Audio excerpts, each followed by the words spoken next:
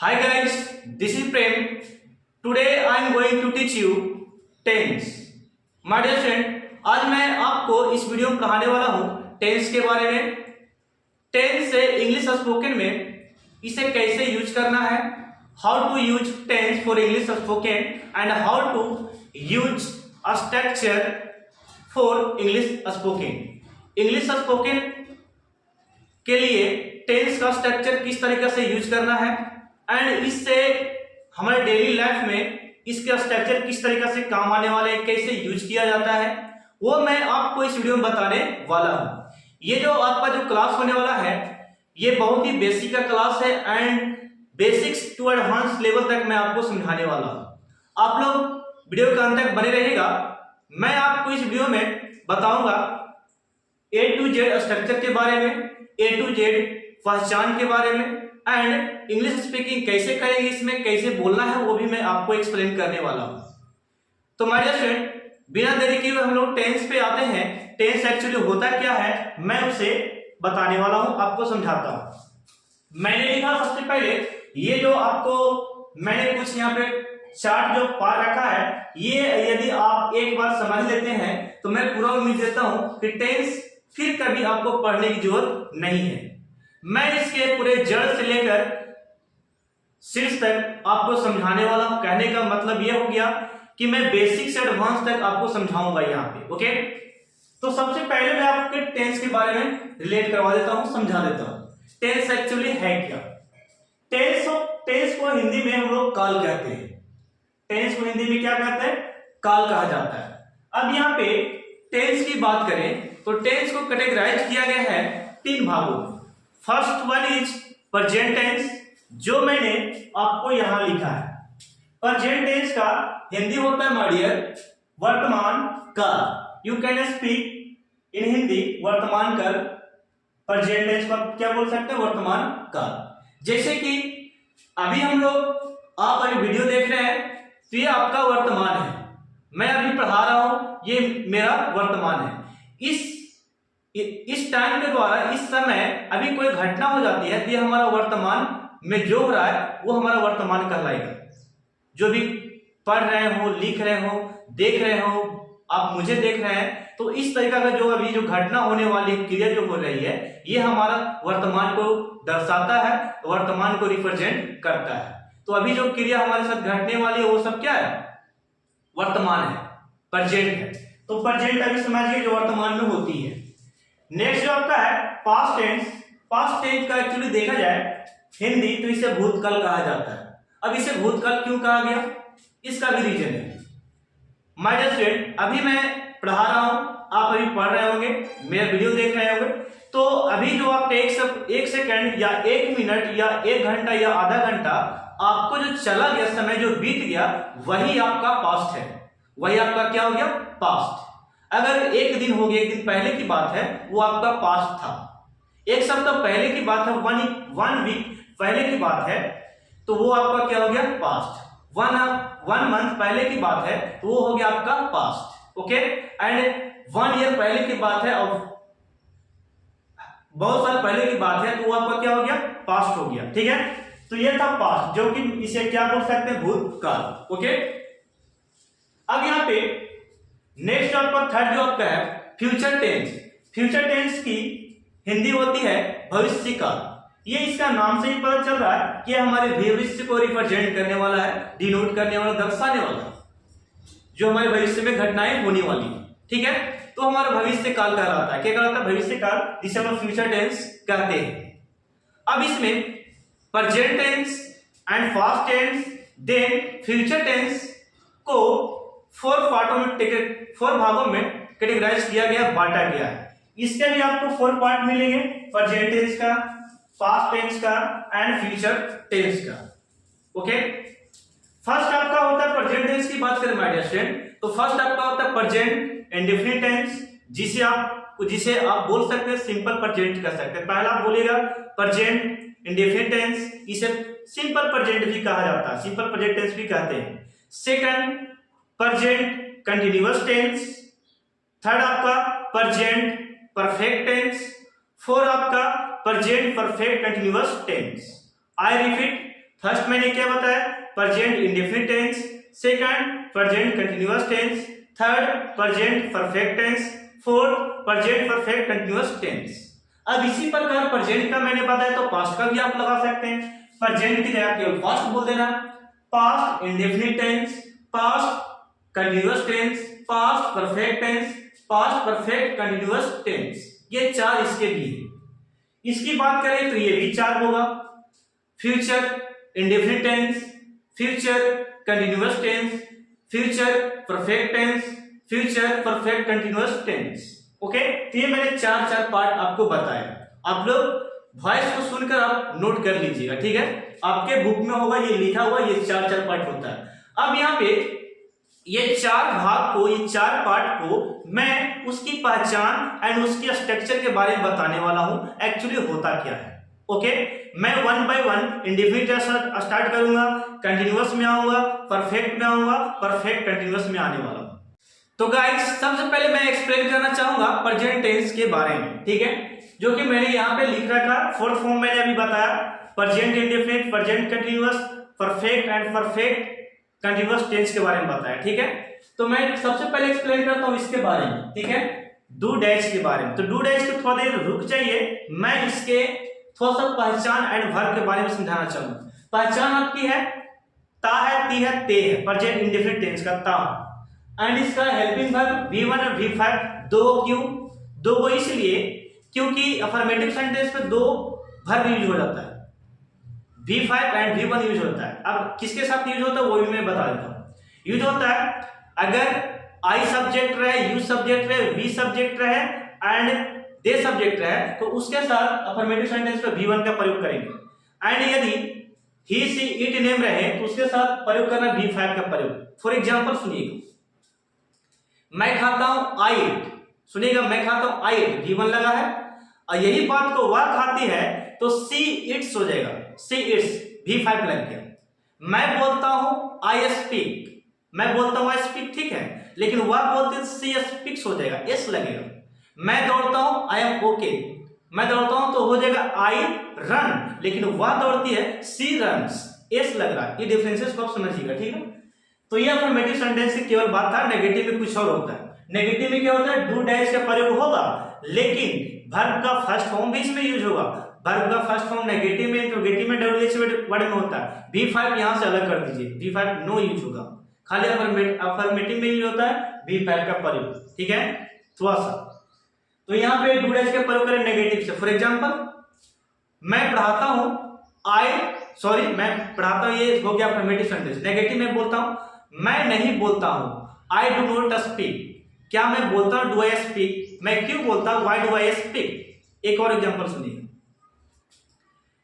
तो मैं खाता हूं, आई इट है, आई इट यानी कि अफर्मेटिव हो गया, इसको नेगेटिव बनाइएगा। मैं नहीं खाता हूं, I do not eat. Okay, क्या मैं खाता हूं, डू आई ईट? मैं क्यों खाता हूं, व्हाई डू आई ईट?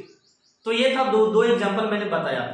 तो ये था इसके बारे में। डू डैश हेल्पिंग वर्ब हो गया, ता पहचान है, ती पहचान, ताऊ पहचान हो गया, helping verb V1 V5 use हो गया। एंड आते हैं प्रेजेंट कंटीन्यूअस टेंस में। तो प्रेजेंट कंटीन्यूअस टेंस में माय डियर स्टूडेंट, इसमें सबसे पहले हेल्पिंग वर्ब की चेहरा देख लीजिए, एम इज आर है, एम इज आर है माय डियर। एंड इसकी हिंदी क्रिया की बात करें तो रहा हूं, रही हूं, रहे हो, इस तरीका का पहचान होता है। जैसे कि मैं पढ़ा रहा हूं, वह आ रही, मैं जा रहा हूं, मैं इंग्लिश बोल रहा हूं, मैं नाच रहा हूं, मैं खेल रहा हूं, मैं सो रहा हूं, मैं नहा रहा हूं, इस तरह का सेंटेंस होने वाला है। अब यहाँ पे देखिएगा वर्ब का फोर्थ फॉर्म यूज होगा इसमें। जैसे कि मैं इंग्लिश पढ़ा रहा हूं, आई एम टीचिंग इंग्लिश। मैं इंग्लिश नहीं पढ़ा रहा हूं, I am not teaching English. क्या मैं इंग्लिश पढ़ा रहा हूं, एम आई टीचिंग इंग्लिश? मैं इंग्लिश क्यों पढ़ा रहा हूं, why am I teaching English? Okay, तो ये था इसके बारे में अफर्मेटिव, नेगेटिव, इंटरोगेटिव में। इसमें कोई झंझट नहीं, इसमें जो है वर्ब V4 है वही लगेगा। देन आते हैं प्रेजेंट परफेक्ट टेंस में। प्रेजेंट परफेक्ट टेंस की बात करें तो सबसे पहले हेल्पिंग वर्ब आपके सामने लिखा है हैव एंड हैज। इसकी पहचान की बात करें, चुका है, चुकी है, चुके हैं, इस तरीके की इसकी पहचान होता है। वर्ब की बात करें तो वर्ब इसका थर्ड फॉर्म लगेगा V3। ओके, फॉर एग्जांपल, मैं इंग्लिश बोल चुका हूं, I have spoken English. I have spoken English. मैं इंग्लिश नहीं बोल चुका हूं, I have not spoken English. क्या मैं इंग्लिश बोल चुका हूं? Have I spoken English? मैं इंग्लिश क्यों बोल चुका हूं? Why have I spoken English? Okay, next एक और एग्जांपल, मैं खेल चुका हूं। I have played. मैं नहीं खेल चुका हूं। I have not played. Okay, not played, क्या मैं खेल चुका हूं? हैव आई प्लेड, मैं क्यों खेल चुका हूं? Why have I played. तो ये था इसके बारे में जो मैंने आपको समझाया, एक्सप्लेन किया परफेक्ट टेंस के बारे में। देन आपका है प्रेजेंट परफेक्ट कंटीन्यूअस टेंस। इसमें सुबह से, कल से, शाम से, इस तरीके का सेंटेंस में आना चाहिए, ठीक है। जैसे कि हेल्पिंग वर्ब की बात करें, हैव हैज इसका हेल्पिंग वर्ब है, देन बीन भी लगेगा, हैव बीन, हैज बीन प्रयोग होगा हेल्पिंग वर्ब। पहचान, तारा हूं, ती रहे हूं, तेरे हूं, इस तरीके इसकी पहचान है। वर्ब की बात करें, वर्ब लगेगा वी। जैसे कि मैं सुबह से पढ़ाता रहा हूं, I have been teaching since in the morning. मैं सुबह से खेलता रहा हूं, I have been playing since in the morning. अब एग्जांपल आपको देता हूं, मैं सुबह से बोलता रहा हूं, I have been speaking English. मैं सुबह से इंग्लिश बोलता रहा हूं, I have been speaking English since in the morning. मैं सुबह से इंग्लिश नहीं बोलता रहा हूं, I have not been speaking English since in the morning. क्या मैं सुबह से इंग्लिश बोलता रहा हूं? Have I speaking English since in the morning. मैं सुबह से इंग्लिश क्यों बोलता आ रहा हूं? Why have I speaking English since in the morning. तो ये था इसका एग्जांपल एंड पहचान। एंड आते हैं अब पास्ट में, जो बोला जाता है, बोल सकते हैं कि स्पोकन का, इंग्लिश स्पोकन का मेन बॉडी जो होता है यही होता है, पास्ट टेंस, ठीक है। ये नहीं कि ये सब नहीं यूज होता है, लेकिन कम बहुत होता है, लेकिन सबसे ज्यादा यही यूज होता है। फॉर एग्जांपल पहला आते हैं इंडेफिनिट टेंस में, पास्ट इंडेफिनिट टेंस में आते हैं। तो इसका मैंने हेल्पिंग वर्ब क्या लिखा? डिड। तो क्या अफर्मेटिव में डिड प्रयोग होता है? तो बिल्कुल नहीं, अफर्मेटिव सेंटेंस में नहीं होता है। तो ये होता क्या है? तो केवल V2 यूज होता है और ऑब्जेक्ट होता है। अफर्मेटिव की बात कर रहे हैं, ठीक है। नेगेटिव में डिड से स्टार्ट होता है। जैसे कि मैं बोल रहा हूं, मैंने बोला, आई स्पोक। स्पीक का सेकंड फॉर्म होता है स्पोक, ओके। मैंने खेला, आई प्लेड, ठीक है, आई प्लेड, ठीक है। मैंने खाया, आई एट, मैंने आम खाया, आई एट मैंगो, ओके।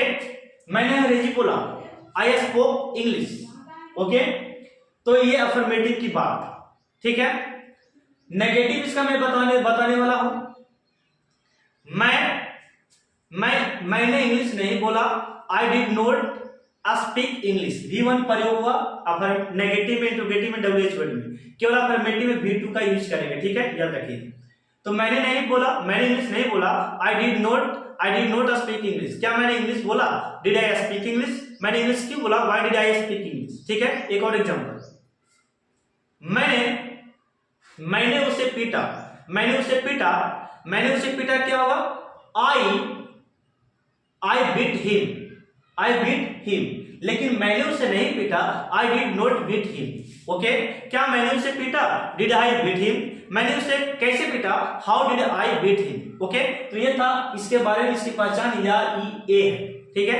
देन आते हैं इंडेफिनिट हो गया एंड कंटीन्यूअस में आते हैं, पास्ट कंटीन्यूअस टेंस, ओके। इसकी पहचान देखिए, रहा था, रही थी, रहे थे, इस तरीके का पहचान है। And helping verb was were है, एंड वर्ब लगेगा, यूज होगा क्या? V4। फॉर एग्जांपल, मैं पढ़ा रहा हूं, सॉरी, रहा हूं नहीं, रहा था। मैं पढ़ा रहा था, आई वॉज टीचिंग। मैं खेल रहा था, आई वॉज प्लेइंग। मैं क्रिकेट कर रहा था, आई वॉज प्लेइंग क्रिकेट। मैं इंग्लिश बोल रहा था, I was speaking English, okay. अब अफर्मेटिव नेगेटिव मैं आपको बताता हूं। मैं पढ़ा रहा था, आई वॉज टीचिंग।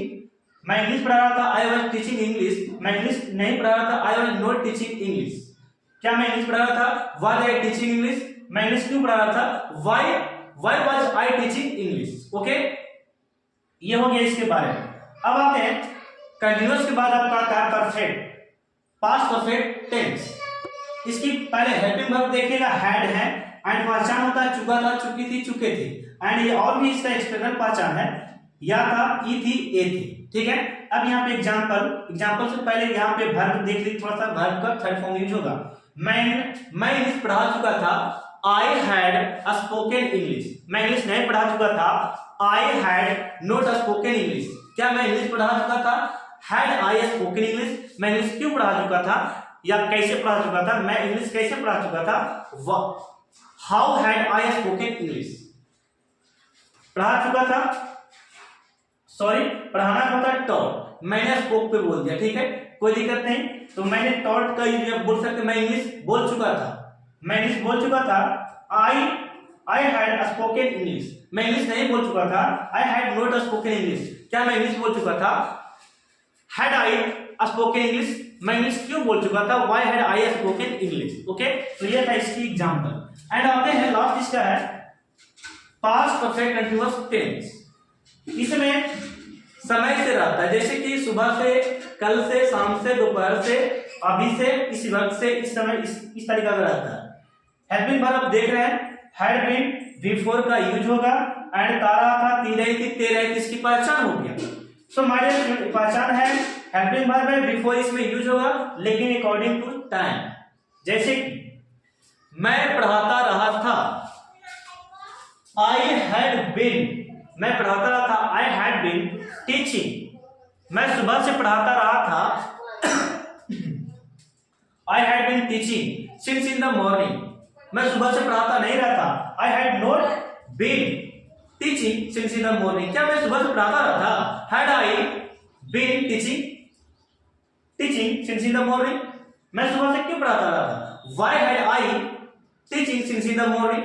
एक एग्जांपल इसके बारे में इसी प्रकार आप लोग कर लीजिएगा, ये इसकी पहचान था। अब आते हैं फ्यूचर टेंस में, तो इसका फोर्थ स्ट्रक्चर या फोर्थ फॉर्म में इसका यूज करना पड़ेगा। Indefinite, continuous, perfect, perfect continuous, ठीक है। फर्स्ट वन इज इंडेफिनिट, यानी कि सिंपल, इंडेफिनिट बोल सिंपल या इंडेफिनिट आइए। पहचान देखिएगा डियर स्टूडेंट, गा, गी, गे या जाऊंगा, खाऊंगा, इस तरीका का रहता है। वर्ब की बात करें तो वर्ब का फर्स्ट फॉर्म यूज होने वाला है यहाँ पे, लेकिन शैल, विल का प्रयोग होता है। एक और बहुत बता देना चाहता हूं, विल का प्रयोग आई के साथ होता है, ठीक है। राइटिंग में होता है शैल, स्पीकिंग में आप विल का प्रयोग कर सकते हैं, ओके, नो प्रॉब्लम।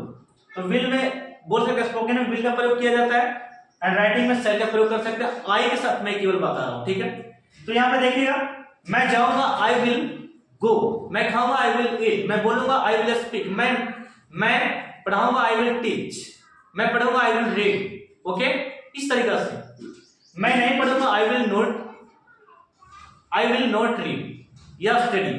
मैं पढ़ूंगा, विल आई स्टडी, मैं क्यों पढ़ूंगा, why will I study, okay. तो इस तरीका का इसमें बना लीजिए। देन आते हैं फ्यूचर कंटीन्यूअस टेंस। इसके पहले हेल्पिंग वर्ब पे ध्यान दीजिएगा, shall be, will be, okay, इसका हो गया हेल्पिंग वर्ब। पहचान, ता रहूंगा, ती रहूंगा, ते रहेंगे, इस तरीके का पहचान इसका। लेकिन वर्ब का फोर्थ फॉर्म इसमें यूज होने वाला कंटीन्यूअस में, ठीक है। जैसे कि मैं पढ़ाता रहूंगा, आई विल भी बोल सकते हैं, आई शैल भी बोल सकते हैं आई के साथ, ठीक है। आई विल बी टीचिंग, मैं इंग्लिश पढ़ाता रहूंगा, आई विल टीचिंग इंग्लिश। मैं इंग्लिश बोलता रहूंगा, आई विल स्पीकिंग इंग्लिश। मैं इंग्लिश नहीं बोलता रहूंगा, I will not be speaking English, okay. क्या मैं इंग्लिश बोलता रहूंगा, will I be speaking English. मैं इंग्लिश क्यों बोलता रहूंगा, why will I be speaking English. तो इस तरीका से आप बना लीजिएगा, ठीक है। पहचान एक्सप्लेन मैंने किया। देन आता है फ्यूचर परफेक्ट टेंस। तो फ्यूचर परफेक्ट टेंस में डियर स्टूडेंट यहां पे देखिएगा, वर्ब का थर्ड फॉर्म यूज हो रहा है, and shall have helping verb, will have helping verb, and चुकेगा, चुकेंगे, चुकूंगा, इस तरीके का जब रहेगा तो ये हो गया इसकी पहचान, हिंदी क्रिया। मैं पढ़ा चुकूंगा, आई विल हैव टॉट। मैं इंग्लिश बोल चुकूंगा, I will have spoken English, okay. मैं इंग्लिश नहीं बोल चुकूंगा, I will not have spoken English. क्या मैं इंग्लिश बोल चुकूंगा, will I have spoken English. मैं इंग्लिश कैसे बोल चुकूंगा, how will I have spoken English. इस तरीके से आपको इसमें बनाना। देन जो लास्ट आपका है शैल, विल, हैव बीन, ओके, यानी कि शैल हैव बीन हो गया, विल हैव बीन हो गया। इसकी हिंदी क्रिया की बात करें तो हिंदी क्रिया ता रहूंगा, ती रहूंगा, ते रहूंगा, ठीक है। लेकिन आपको कंफ्यूज कर रहा होगा सर यहाँ भी सेम, यहाँ भी सेम।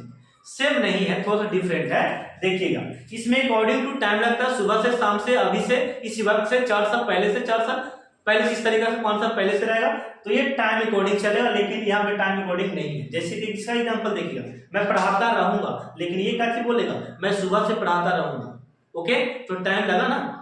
एक बात और मैं नोटिस कर देना चाहता हूं, आपको नोट करना चाहता हूं, इसमें सिंस का प्रयोग नहीं होता। तो सर क्या प्रयोग होता है? सिंस के बदले आप फ्रॉम यूज कीजिएगा। फ्रॉम क्या यूज करना? सिंस के बदले फ्रॉम यूज करना, यानी कि इसमें फ्रॉम का यूज करना है एंड फॉर का यूज करना। सिंस के बदले केवल फ्रॉम आ जाएगा एंड फॉर वही रहेगा, ठीक है। जैसे कि मैं एक एग्जांपल देना चाहता हूं एंड वी फॉर इसमें वर्ब लगेगा, ठीक है। मैं सुबह से पढ़ाता रहूंगा, सुनिएगा जो मैं बोल रहा हूं, मैं सुबह से पढ़ाता रहूंगा।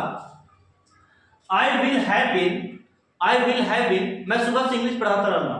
I will have been teaching, I will have been teaching from, since नहीं, from, I will have been teaching from English since in the morning.